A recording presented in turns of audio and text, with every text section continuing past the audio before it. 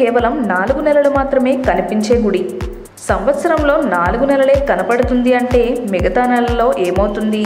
అసలు ఈ అద్భుతమైన దేవాలయం ఎక్కడుంది? ఎందుకు 4 నెలలే కనిపిస్తుంది అనేది తెలుసుకునే ముందు మా ఛానల్ని సబ్స్క్రైబ్ చేయడం మాత్రం మర్చిపోకండి. మరిన్ని లేటెస్ట్ వీడియోస్ కోసం డిస్క్రిప్షన్లో ఉన్న లింక్ని క్లిక్ చేసి మా ఛానల్ని ఇప్పుడే సబ్స్క్రైబ్ చేసుకోండి. శివుడు ఏడాదిలో 8 నెలల పాటు నీటిలో ఉండి కేవలం 4 నెలలు మాత్రమే భక్తులకు దర్శన భాగ్యం కలిగించే ఆలయం ఇది. వినడానికి ఆశ్చర్యంగా ఉంది కదూ. తుంగభద్ర, కృష్ణవేణి, భావనాసి అనే 7 నదులలో భావనాసి నది తూర్పు నుంచి పశ్చిమానికి ప్రవహిస్తూ మిగిలిన నదులు అన్నీ పశ్చిమం నుంచి తూర్పుకు ప్రవహిస్తాయి.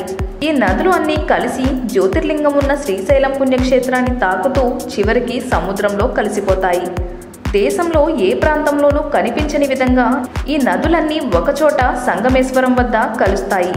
సప్తనదీ సంగమంగా పిలువబడే ప్రాంతంలో ఉన్న ఈ ఆలయం నివృత్తి సంగమేశ్వరాలయంగా ప్రసిద్ధికెక్కింది.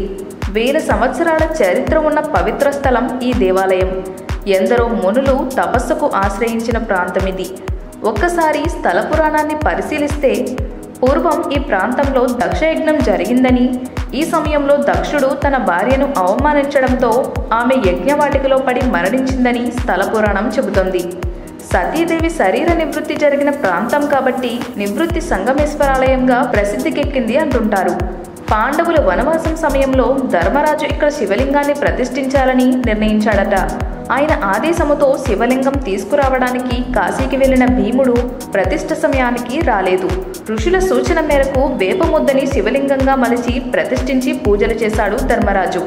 దీంతో ఆగ్రహం చెందిన భీముడు తాను తెచ్చిన శివలింగాన్ని నదిలో విసిరేశాడు. భీముడిని శాంతింపచేయడానికి అతను తెచ్చిన శివలింగాన్ని నదీ తీరంలోనే ప్రతిష్ఠించి భీమలింగంగా దానికి పేరు పెట్టాడు ధర్మరాజు. భక్తులు భీమేశ్వరుణ్ణి దర్శించుకున్న తర్వాతే సంగమేశ్వరుణ్ణి దర్శించుకోవాలని సూచించినట్లు స్థల పురాణం చెబుతుంది. అయితే అన్ని దేవాలయాలులాగే ఇక్కడ నిత్యం పూజలు జరగవు. ఎందుకంటే ఈ దేవాలయం శ్రీశైలం ప్రాజెక్ట్ అడుగున మునిగిపోయి ఉంటుంది. 1000 సంవత్సరాల క్రితం సంగమేశ్వరాలయంలో ఉన్న వేప శివలింగం ఇప్పటికీ అలాగే ఉంది. ఈ దేవాలయాన్ని మార్చి, ఏప్రిల్, మే, జూన్ నెలలో మాత్రమే దర్శించుకోవడానికి వీలుగా ఉంటుంది.